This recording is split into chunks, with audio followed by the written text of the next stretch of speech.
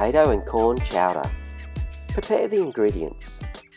Finely dice 1 onion, finely slice 1 garlic clove. Chop 1 red capsicum and 1 green capsicum into bite-sized pieces. Dice 2 potatoes into bite-sized pieces.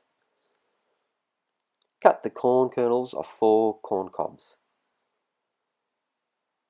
Heat a pot on a high heat, add the onion and garlic, saute until golden brown. Add half a cup of water and stir. Add the capsicums, corn, potatoes, and half a cup of cooked black beans. Stir well and then add the spices. Add 1 cup of soy milk and 3 cups of water. Bring to the boil. Reduce the heat and simmer until the potatoes are tender. Add salt and pepper to taste. Squeeze the juice of 1 lime over the top. Serve and top with fresh coriander leaves.